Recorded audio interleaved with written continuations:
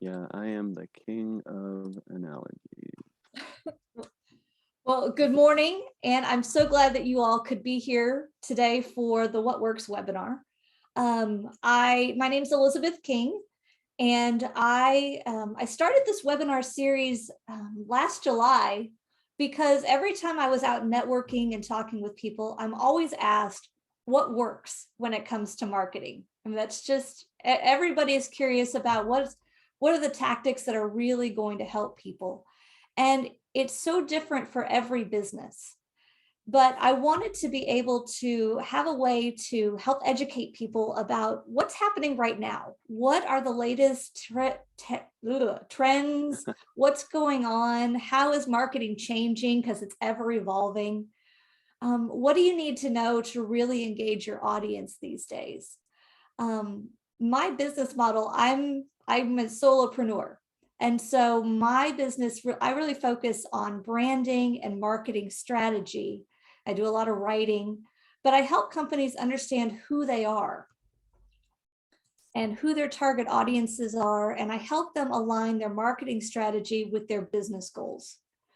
But in order to do that, I partner with a lot of really great, talented people to help make these things happen.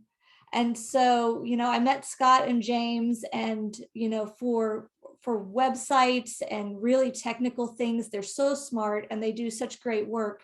I asked them if they would join us to talk about, what do you need to know about websites today? How are things changing? If you haven't touched your website in the last 2 years, it's probably time to do some updates because things change so quickly. And so I'm really excited to have them with us today. I'm going to share my screen and kind of start the presentation. I'll tell you kind of what the agenda is today and what we're going to be doing.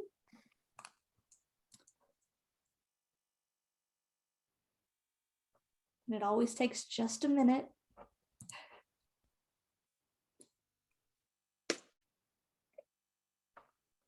I think it's my computer, to be honest with you. I think it's time to get it into the shop because it is so slow. And it's the Murphy's Law too, is that when it's when you need it to work the most, that's like, every time I'm like, and we're waiting and we're waiting. But honestly, I love doing these webinar series and being able to educate people about what's going on and just add value is really important to me. And so today we're going to be talking about websites that supercharge business. And I know they're going to talk about, websites used to be very much like your online brochure. It's your online business card. But today it needs to be so much more than that. And it needs to be, a way to engage your audience and to bring in leads. And so just really excited about this today. So what we're going to talk about. So as I mentioned, I love talking about marketing strategy, and I want to talk about the difference between marketing strategy and tactics, because there is some difference between the two. And then I'm going to turn it over to James, and he's going to talk about the role of imagery in your business. Why? Never mind. We're not talking about any of these things today. We're not going to do any of it. No worries. We'll improvise. we touched on this a little bit, so it's not far off. But, okay, no, in my defense, the movers come to move me tomorrow, and I'm a little off. So forget about that. I'm still talking about marketing versus strategy. I don't have any idea what the heck James is going to talk about. And then we're just going to go with it. Cool. Friends, you are getting me at my most authentic self today. We're keeping it real. We are keeping it real. It makes it more fun that way. All right. So the 5 keys. So communications is very much a process. And let's talk about, so to create a marketing strategy, you really need to do a few different things. The first key in this is assessment. And this is really where branding comes in. This is where you take the time to understand your company identity. You know, why do you do what you do? What are your core values? What are your unique selling points? You know, what makes you different? And this is a really important part to understand who you are before you get into all the sexy stuff. You know, so many people want to jump into creating a logo and a website, but first you've got to take a little bit of time to understand what you are, who you are, and what are your key messages? What do you need to be telling people? So if they go to your website, if they go to your social media pages, if you're going to your brochures, are you getting a consistent message across all the platforms that you're using? That's so very important about defining your brand. And the other part of that is understanding your ideal customers. You know, who are they? Not just their demographics, but what are their behaviors? Where do they get their communications? I mean, do they like referrals? Do they like word of mouth? Online reviews are huge these days. People trust those as much as if their friend gave them a recommendation. But understanding, you know, are they on Facebook or TikTok? You know, there's even some, take me for an example. So if I am not working, I am driving one of my teenagers to some sort of sporting events. So I sit in so many different stadiums. And so, you know, those banners that you see, that's a type of marketing and it can be of value to people. So there's so many different ways that your audience gets their information. So understanding who they are and where you can reach them is really important to understand which tactics you need to use for your business. Goal setting. Goal setting is incredibly important. And I think sometimes people forget to align their marketing with their business goals. And so, you know, what do you want to accomplish for the year? And then how do you take your marketing goals and just kind of cut those into smaller things? How can you use marketing to move the needle in specific areas to accomplish those big goals for the year? Now, what we're talking about today with your website, this is really what we're talking about today. So we're understanding your customers is where you're going to determine which tactics are going to work for that specific marketing goal. And so your website's going to be a huge component of that. And so that's what we're focusing on today. But this is where you're also creating your marketing strategy. So if it's time to refresh your brand and you're talking about, well, maybe I tweak my logo, maybe I need to refresh the content on my website and all of my areas. Maybe I need to make my website more customer focused and figure out a way to drive traffic to my business, make it a real lead magnet. What are those things that you need to be doing? And then creating that calendar so that you can stay on track. The implementation part is just doing the doing, but a lot of people forget to evaluate at the end. And this is where setting those marketing goals and having specific targets that you're trying to reach is so important. So did you accomplish your big goal?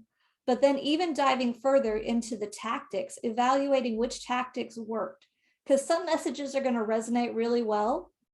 Some messages may not resonate as much. You know, you could be doing some things on social media that are really, really accomplishing that goal. And maybe there's other things that aren't working. And that way you can throw them out of the mix so you're not wasting time and money and things that don't work for you. And so I know this is just a very high level, but these are the different pieces that are involved in creating a true marketing strategy versus just taking some marketing tactics and throwing it against the wall like spaghetti to see what sticks. I know Scott loves that phrase. Absolutely. Hey, you're using an analogy. Oh. First one. All right. Well, I love it. So at this point, I'm going to introduce James Fuedo. He is the founder of JVF Solutions and website guru. And I'm so excited that you've been able to take the time today to join us, to share your knowledge. And I am going to stop sharing my screen and let you take it from here. Excellent. So let me know, can everyone see my screen? Yes, sir. Yeah. Excellent. Okay. Just going to move all you folks over to here.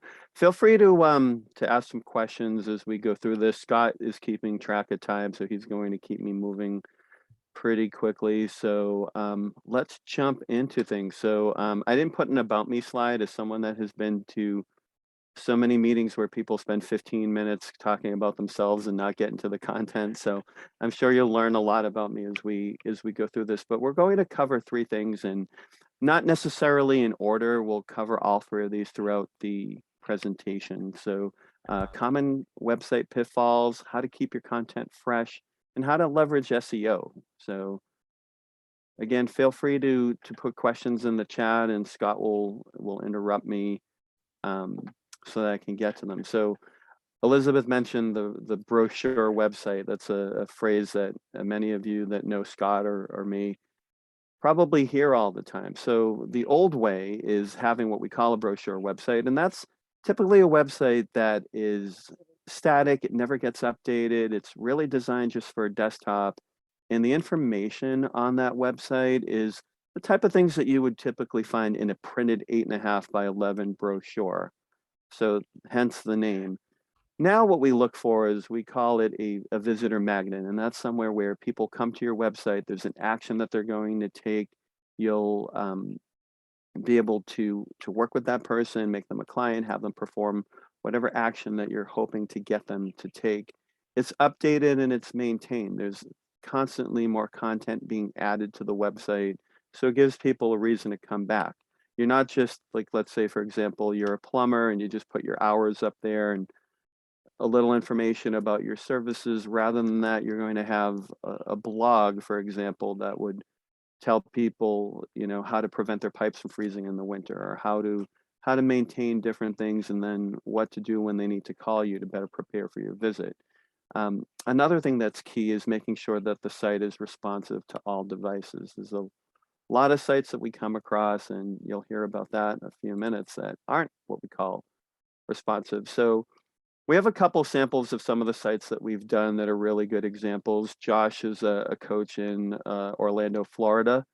He's incredible, does a lot of interesting and fun things. And then you can find more samples if you want on our website, but this is a technology consulting company that we did a site for as well. But let's jump into those five common mistakes. So three things that we notice about suboptimal design, which is the most common website mistake that we see, is the first is the theme that they chose to use. Now, is everybody familiar with what a website theme is? Does anyone have any questions or know what a website theme is? For those of you that don't, a theme is actually a template that people use for a website, and it contains a few things. It dictates the layout of the site, even though you can highly customize it, but the layout of the site, some common elements, how images are handled, the font size, the font color, different colors on the site. And I've been in IT for 25 years, so I've seen a lot of different types of designs. I've seen it evolve in the mid to late 90s to what we have today. And it's funny, when you have a trained eye like that, you'll sometimes spot something that it's like, wow, that looks like a site I built in 2001. And I think a lot of people that, even if they don't have an untrained eye, they can tell what a good looking theme looks like and what a bad looking theme looks like. The other thing is the bad choice of colors. So a common example, and I don't know why we tend to attract clients that like bright red and bright yellow. I like to call it ketchup and mustard. They don't go, while they go great together on a burger or a hot dog, they don't necessarily go great together on a website. But we see a lot of folks that that come to us with those types of color choices that are that are really tricky. And then, you know, the big one too, and we'll talk about a couple statistics in a minute, is that the site's unreadable on a phone. How many times have you, you know, tried to search for something while you're out and about and you can't view the site? Luckily, most businesses have been using themes that are mobile responsive and will work on a tablet or work on a phone, but those are three huge things that are issues. So um, I hate this picture. Let's start. I do need a new screenshot, but anyway, but I do love WordPress. So if you've ever watched any of the videos that we do, you'll see these things in there. But it's true.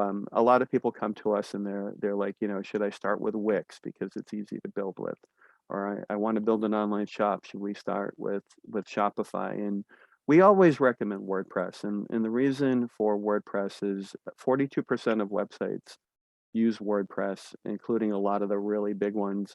It's extensible. If you have an issue with, you know, your hosting company, you can switch. It's portable. You actually own your website when it's with WordPress. When you're using Wix or Squarespace, you can't easily move that elsewhere. You almost have to start from scratch. So we always recommend that you start with WordPress. So let's talk about some stats though. Mobile devices, 54% of website traffic, and this is mobile only. This doesn't include people on their iPads or other tablets looking at the web. So if you have a website, again, that is not mobile responsive, that's one of the first things that you're going to want to go in and fix. And then this is another statistic that it's probably not a surprise to any of you, but yeah, about 3/4 of people that look at a website, they judge your credibility as a business based on the design of your website.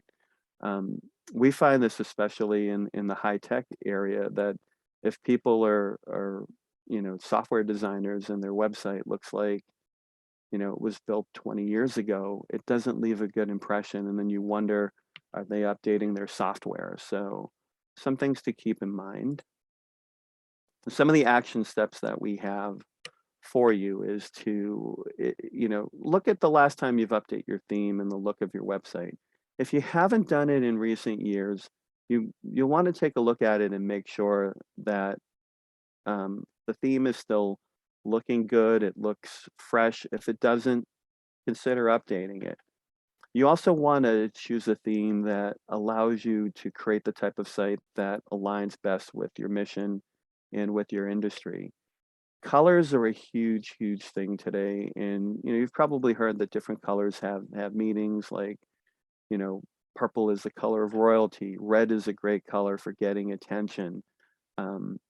But you also want to make sure that colors look together. Again, the example of ketchup and mustard, you know, you want a site that gives people an overall good experience. And then you also want to test your theme across mobile devices. So if you have a phone, look at it on a phone. Let's say you have an iPhone and a friend has a Samsung. Have them show you what your site looks like on their Samsung. If there's sites out there that will actually help you simulate all of these things, or what you can do is just go on your computer and resize your browser window. When you make it as small as it can get, that's very close to what people will see when they look at it on a phone. So I want to pause for a sec as we get to the next one. Does anyone have any questions? Scott, is there anything in the chat that, and I know I'm going through this pretty quickly, but any? Nothing in the chat. Michael. Oh, Michael just raised his hand as I say that. Yeah, I mean, for some that are technical, you can if you have a PC, you right click and go to view source, and you can actually see the mobile version right on the view source area. Have you used that before? Yeah, I mean, yeah, absolutely. Sometimes you can see that too. Depending on your browser, you may even have an icon on the bottom that will let you simulate different types of screens. So usually PC tablet and phone too. But yeah, that's a good idea. If you look at the source, it'll sometimes show you the site. It's funny. We can get into talking about this for hours, but like different browsers have different features that allow you to see things, especially if you're doing your own design. So it's a good point. Thanks, Mike. Anything else?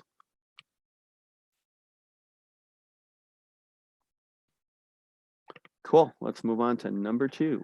So this is a huge problem we see with a lot of sites, because we've seen a number of sites where the site looks beautiful, but it takes forever to load. Another one of my favorite statistics is from Google that, yeah, over half of website visitors will actually leave a site if it takes over 3 seconds to load.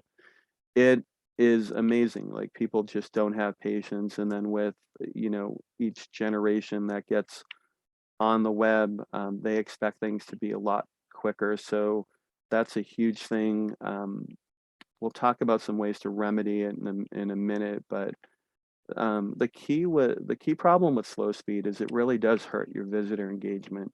Last year, Google made an update where they factor in overall user experience, and Google uses what they call signals. There's about 200 signals that they use to determine which sites are going to show up when you go and do a search on Google.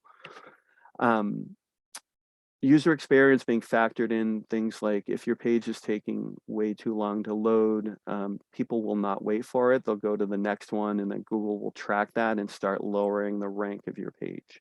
Akamai has a really cool stat too, that 1/10 of a second delay in a site loading can actually decrease conversions by 7%. So you want to make sure that your site's optimized. So how do you do that? Can I just quickly jump in? Sure. I had a thought on that too. So if you want to go back a slide just to kind of talk a little further about that. So when someone leaves your site after 3 seconds, that is a problem for a number of reasons. One, as we see here, it brings down their conversion rate, right? Their chances for each 1/10 of a second that they are not on your site engaging with it, their chances of converting to a client lessens. Right. The other thing is that they're only looking at one page, and most websites have multiple pages. To engage a client, you want them to be able to investigate, to take a deeper dive and go to a couple of your pages to get some more information as a result. That it's called the bounce rate, right, James? When they only look at one page, and that's one page. Yep. That's the problem when they leave so quickly, is they're not engaging at their site at all, and Google notices that. Right. Google wants to see people going to multiple pages when they hit a website. So there's several layers to the importance. If they spend 10 seconds, but they don't go to multiple pages, that's also a bounce rate issue too, James? Is that right? No, I mean, that's a different okay. statistic. But you still want them to engage with the multiple pages. Right. For their there's time on page, average time on page. There's what we call oh my goodness, it's escaping me. Not drill time. There's a term for it, but like, the time from when they click your link in Google and then go back to the next item in Google, that Google actually tracks, that can harm your site if that number is too low. So yeah, I mean, speed's very, very important. Bounce rate is also important. If it tells you, what bounce rate tells Google is that, if they found what they're looking for, that's one thing, and your site is it. They're spending time reading the entire article, then maybe they close their browser down and go take whatever action that they needed. Maybe they're looking for a book review and they find it on your site, they close that search out.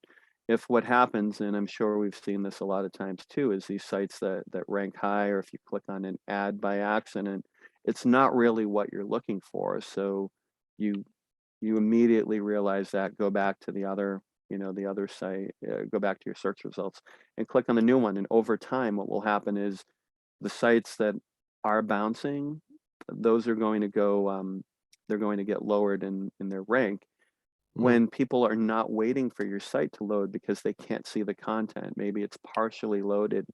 If you have a high definition video, for example, or a 4K video, and they're over a slow connection, they just get frustrated and they go back. Yeah. That's going to hurt your search engine rankings as well. Oh, interesting. So let's And- move on to some remedies for all of this. So the big Just thing real is quick, making, Deborah yeah. had a question. Can you address the filler language that's picked up when you create in Word, then copy and paste in your site? How much can that slow down loading time? Oh, yeah, the excess formatting. So there's it can, and that's actually the second point where we're going to talk about on this slide. But one thing that will make it a lot easier for you. So if you're using a program like Notepad or a text editor on a Mac, if you copy and paste your Word document into that text editor, or you paste it directly into WordPress, or your site editor is plain text, you won't get all of that garbage. Then you can just go in and use your editor, whether it's on WordPress or whatever site editor you're using, and make text bold, make it italic, add your images in. That's the most cleanest, most efficient way to do that. So cool. Any other questions before we move on? I'm looking over at my other monitor. That's why you guys get I'm glancing over at the Zoom on my other monitor. I'm just looking at the full screen on here. So that's why I No, keep you're turning. good. No more questions right now. Excellent. Yeah. So properly sizing images is huge. So we've seen a lot of sites lately where, and this is, a lot of times it's a DIY issue, and we've unfortunately seen other web designers do this as well, where if you take a look at that image of a motorcycle, not this client, but we've had others where we've gone to their website and you'd see an image that's about that size, but rather than them resizing the image and compressing it so that it loads quicker, what they do is they would take the image that the picture that they have from their camera, which if they printed it out on a piece of paper, the motorcycle would actually be life size. So it's downloading this enormous file. I've seen anywhere up to like 20 megabytes for a file that should be 20 kilobytes, which is 1/1000th of how big that should be. So that's something. There's if you go to speedtest.jvf.com, it brings you to Google speed test, or you can Google website speed tests and go on and run your site through one of them. If you see that images are popping up, it's a pretty easy one that you can go and fix. The next one is the amount of text and emojis. Emojis really do slow down a site. So if you disable those, that'll help. And then if you have a lot of excess code, you may have heard terms of like JavaScript or CSS. Some of that is unused. It still takes time to load. So you want to avoid using excess code on your site when you don't need it. There's a lot of server configurations that you can go in and update. You may have heard the term cache. What cache means is that, and it's spelled C-A-C-H-E, not C-A-S-H, the cache that we spend. With that, what it does is rather than loading your website, directly from storage to your browser, it's in the server's memory, and it loads it a lot faster that way. So there's different configurations that can be done on the server level to help your website load quicker. The final, and this is like we almost call it like our last resort, because it's a significant amount of work sometimes to do this, is switching hosting companies. We had a client that their site was loading, and it was still loading pretty good, but they had other issues. Just by switching hosting companies, we cut their hosting time down by, it actually loads a third as fast as or a third. The load time is a third. It went from a little over 3 seconds to a little over 1 to load the entire site just by us switching hosting companies. And then we went in and did further optimizations for them. But your hosting company, if they're using outdated hardware, if they're not keeping up with the latest updates, software and hardware on their servers, it can really slow your site down and cause some problems. So cool. Any other questions before we move on? Good. All right, let's crank. And Scott, just keep checking on the time and let me know if I need to speed my pace up a little bit more. No, All right. you're good. So the next site is just that your site is lacking the content it needs to get your message across and rank high. So content marketing, it's a great way to promote your site. It's significantly cheaper, produces a lot more leads than paid advertising. You know, paid ads still, a paid ad through Google, the pay-per-click through Google and Facebook, they still, you know, add value. They'll still bring traffic to your website, but those metrics, if you look at the ROI and the cost of those methods, the ROI has been going down year after year after year because people just tune out ads, and the cost for ads has been going up too, because a lot of large companies, they pay a lot of money to get their content to show up, and they pay for keywords that, you know, some companies we've heard have had to pay like $35 per click just to have someone click on their ad on Google. And that's, you know, for a small business, that's not always an option. So we always want people to get their traffic organically. And so we're going to talk a little bit about search engine optimization now.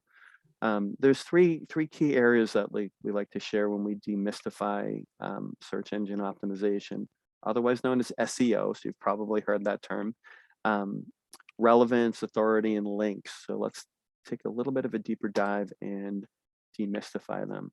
So relevance is just how well your site's content fits a particular search. So there's a lot of factors that go into relevance. I mean, again, Google has over 200 signals that they use to determine which pages they're going to show when someone does a search. So the quality of the keywords, how well you know, your site is answering the question for that particular search. The next thing is authority, and this to me is it's a big analogy one. So those of you that know that I love analogies, you're going to hear quite a few of them as we go through this, but it's really the relevancy of your site in search results. So, you know, how close it's showing up to the top. Each search engine has its own algorithm, and those algorithms change frequently. I mean, Google is constantly, they release major updates periodically, but even from week to week, there are people that their full-time job is trying to crack the Google algorithm to try and, you know, keep up with it. It really is more than a full-time job to keep up with it. And then, you know, links are factored in. So even if you have great keywords and your site's doing a good job of answering the question, what makes Google different from a lot of its predecessors when it comes to search engines is that it doesn't just look for the number of keywords on your site, because people can do that. Instead, it's more of a popularity contest. So it looks at who's linking to your site. And that's what really helps build authority. So I always like to use the high school analogy of that, you know, just like you want to be popular in high school, you want your site to be popular online. And so if the captain of the football team thinks that you're cool, that will have a lot more meaning than someone that just started at your school a week before and nobody knows. I mean, it doesn't hurt that they think you're popular or they think that you're cool, but as you can see, it's like if you've ever seen the movie Never Been Kissed with Drew Barrymore in it, she goes back to high school and she's not very popular, and then her brother goes back to high school. He instantly becomes popular, and because he tells everybody she's popular, she becomes popular. So that's one way to think about it. So if you have a lot of high ranking sites, high authority sites linking back to you, that tells Google that you're an authority in that particular area. Does that make sense? Yep, I'm going to call timeout for 2 questions. Okay. One, Elizabeth asked, what is the best way to research keywords? That's a great question. There's actually a couple good ways to do it, but I recommend Google has an AdSense, which is their advertising tools keyword tool. I can share a link to that a little later on. I can throw a link in the chat for that. And we're going to talk about this in a little bit more detail, but like, there's a lot of people that will come to us and they say, yeah, we rank really high for our business name. And I'm like, that's wonderful. We would expect you to do that. If you're not ranking #1 for your business name, especially if it's a unique name, that is a problem. But then, you know, people will say, oh, I rank high for this, I rank high for that. And then this keyword research tool will actually show you the monthly search volume for particular keywords. And what that tells you is that, like, you know, if you're ranking for something that people are only searching, you know, 30 times a month on, you don't want to put a whole lot of effort into it. But if there's something that, you know, 30,000 searches, we usually recommend like the 1 to 4,000 search volume range to start with. And then as your site, you know, you build up the authority and rank of your site, and you can start going after some of the bigger ones too. And they'll factor in, there's some tools out there too that will, like Neil Patel is a great person that we like to listen to on SEO, and he's got a tool that will actually show you how competitive different search terms are. So if you're lucky, you'll find a search term that's not very competitive, has a high monthly volume, and then that's something that you can go after. So Elizabeth, did that answer your question? Cool. Couple Scott. more. What's in terms of best practices? You talked about linking to your webpage. How does like a business, especially small business, go about doing that? Do you partner up with other people? What are some examples you have?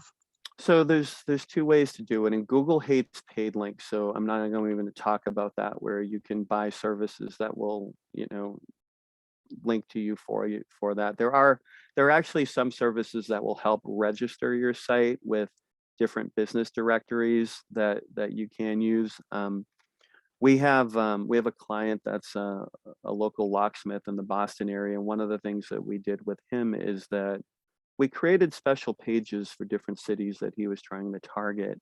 And in those cities, what we did is we created a community section, and we actually reached out to different businesses. Now, this is not always easy to scale, but when you're a small business, this is something that can easily get, you know, help your authority, your rank, and your traffic to your site. So we did that. You know, we reached out to realtors, property managers, and asked them if we, you know, if we listed them on our site, if they would do a link exchange and Got it. put us as a preferred vendor on there. So that's one of the ways to do it. I'm going to ask 2 more questions and let you get back on. It's about Okay. 42 minutes past the hour, so probably want to wrap We it want to up. wrap up soon. 10 to 12 minutes. So a question about testimonials. Deborah asks, so we can use website links from our testimonials to help our ranking through backlinks, not just naming the person that gave us a testimonial, but displaying their website link under their name. So you're linking to someone else through your testimony. Does that help your search, or does it help theirs? You know, Google does like to see you sharing the love, for lack of a better term. So, you know, if you run a lot of these SEO tools on your site, they do look for things like links off-site so that you're not just hogging everything. So yeah, I mean, if you have a client that has done a testimonial for you, there's nothing wrong with linking back to their website. I would, it helps them, and it helps their authority, and, you know, your client that is praising you, if they could link, you know, to you somewhere on their site as well, and you do a link exchange that way, it's a really good practice that you could have. Again, the only thing I always recommend is that when you do a link off your site, you make sure it opens in a new tab and not in the same window, because you want people to be able to get back to you. So, and what's the best way to manually track SEO?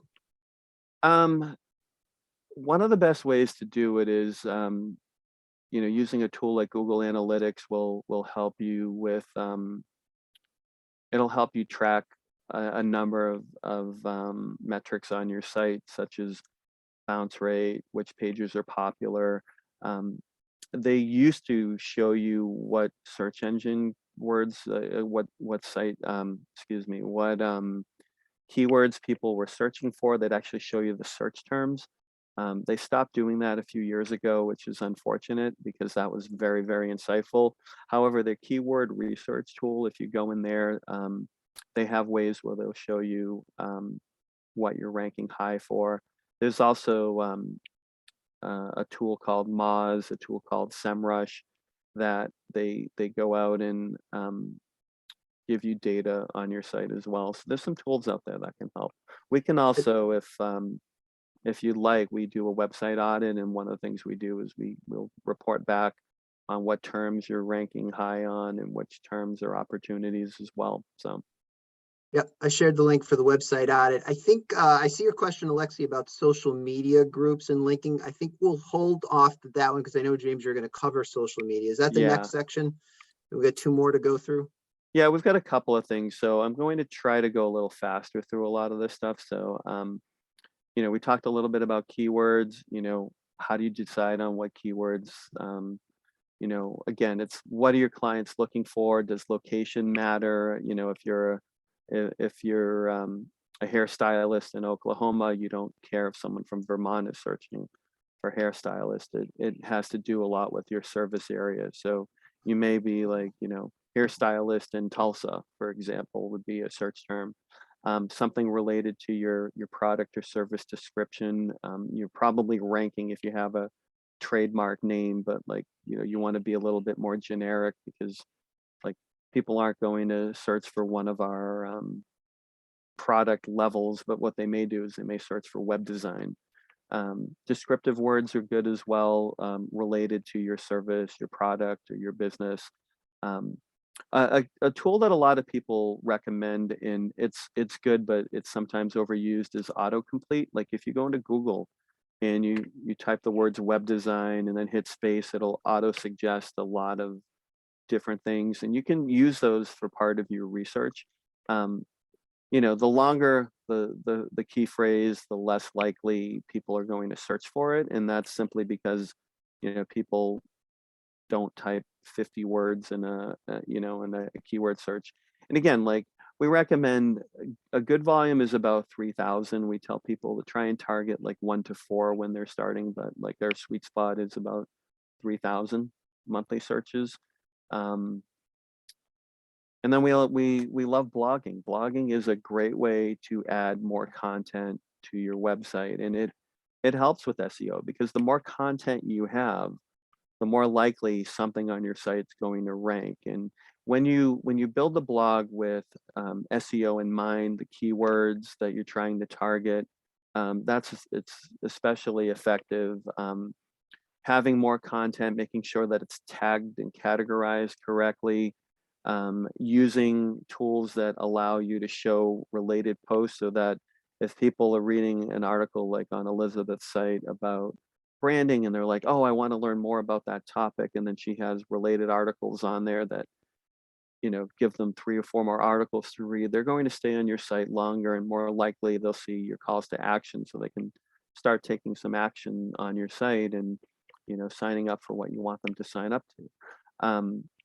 You know, and it also makes you look like an expert. Like if you've ever, you know, have you ever written a book? Like I wrote a book, it's fiction, so it doesn't make me an expert on much, but but like if, you know, in your industry, if you've written a book, people instantly think that you have credibility. And when you tell them that you're a blogger and you have 100, 200 articles that you've written on a topic, it makes you not only look like an expert, but doing that much research, going through the process, you will be an expert if you're not already. There's other things that you can do and work into your website, video series, webinars like this. If you're doing a podcast, embedding that into your website is a great way to keep people on there. Adding case studies, adding infographics. We talked a little bit about testimonials, but you know, again, the more content that you put on your site, the better off it is.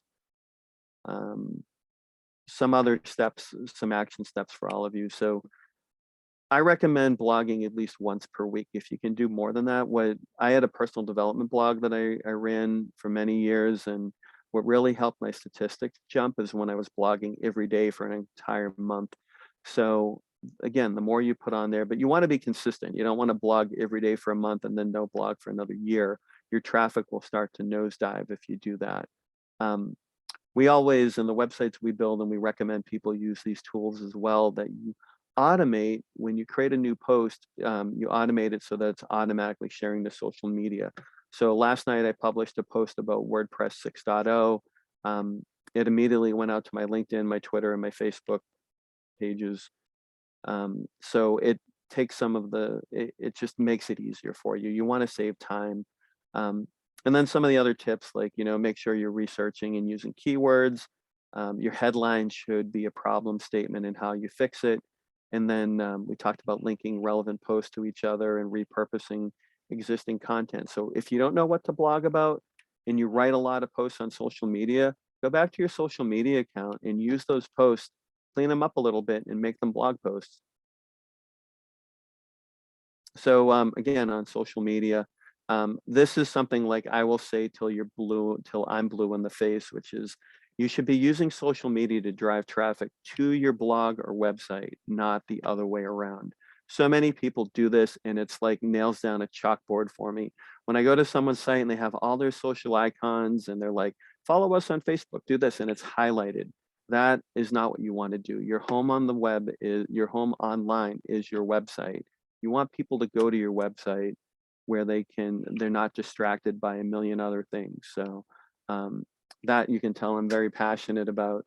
You want to make it easy for visitors to share your content with their group of folks. So you should have sharing buttons on all of your blog posts, relevant pages where they can just click a link and it pops up a little box so that they can share it on LinkedIn or Twitter, Facebook, whatever they're using. And another tip that we have for people is to use social media to tease content to your website. So like, let's say you have 10 tips on marketing your website. Only put the first 3 on your social networks and then have a link that says click here to see the rest and have them go back to your website. How are we doing on time, Scott? I put a timer up on my screen. You get 3:33. Can you see the timer? Right.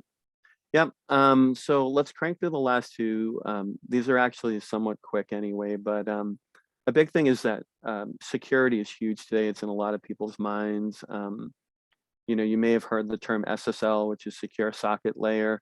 HTTPS, you see the padlock in the URL address bar.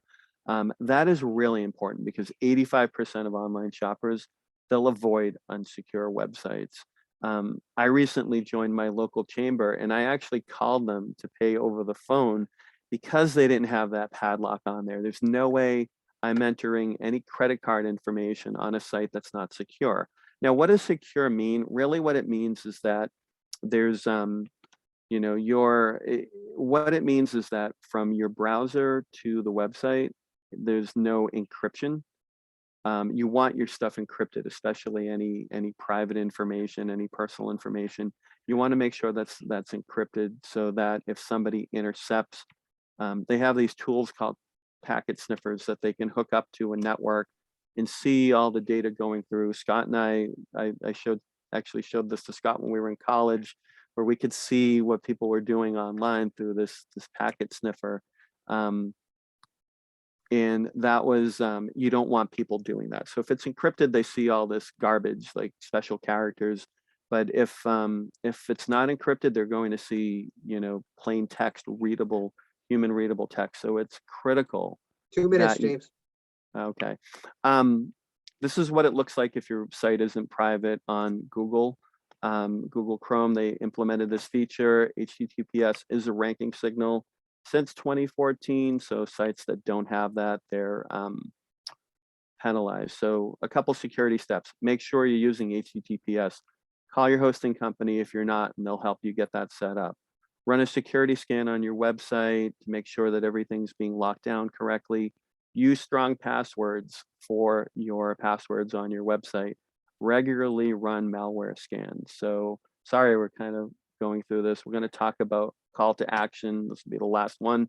So what is a call to action? It grabs people's attention so that you get your visitors to take an action.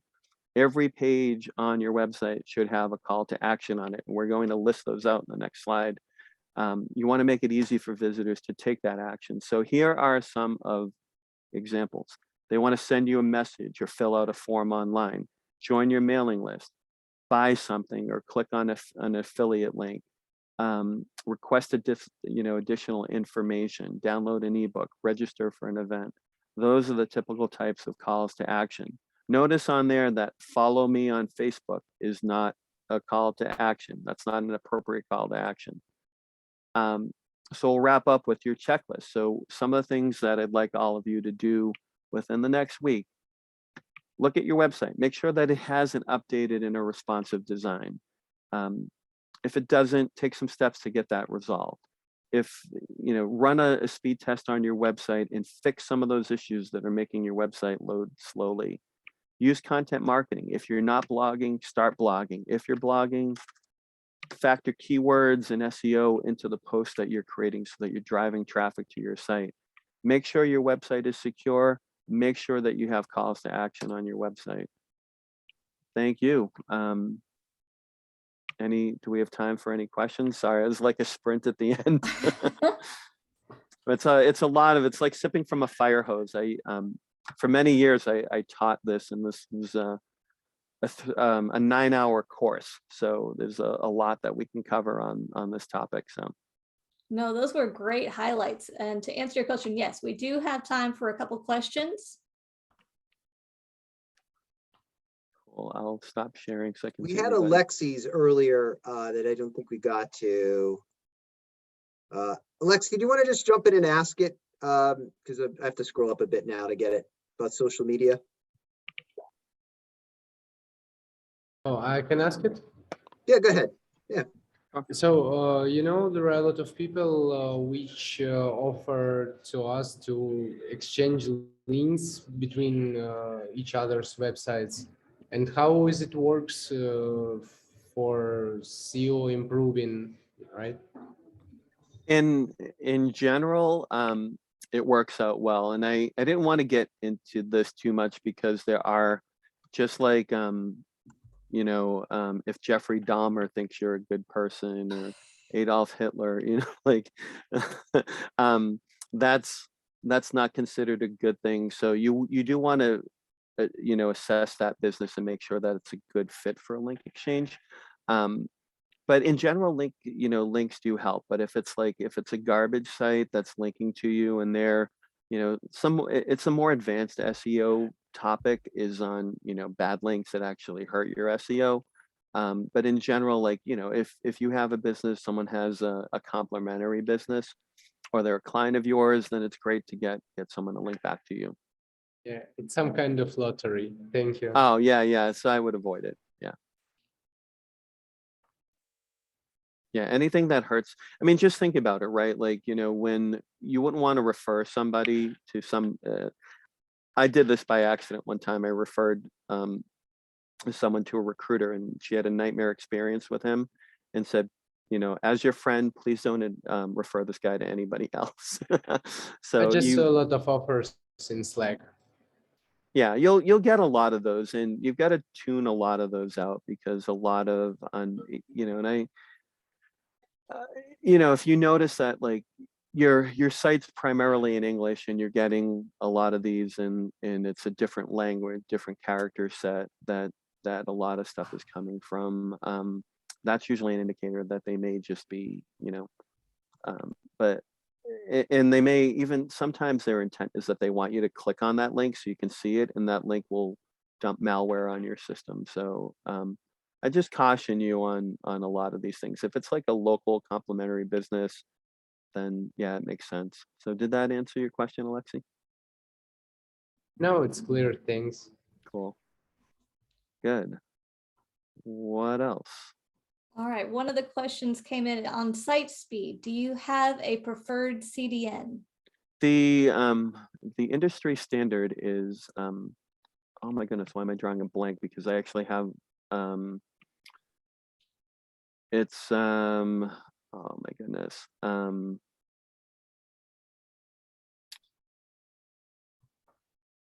drawing a blank on it. And I actually have a client that uses the Cloudflare.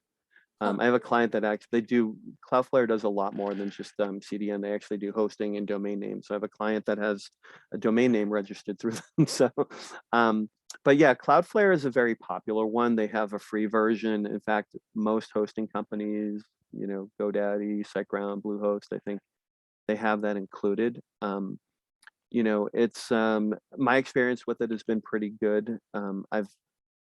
The only issue is that if you're using a CDN, you've got to be a little careful if you do a lot of site updates, because sometimes the CDN, the CDN itself will store a copy of your site, and you've got to make sure you know how to clear that copy, because if you're making updates, people that are coming into your website might not see those updates. So yeah, I mean, Cloudflare is like the gold standard, and they're pretty easy to set up.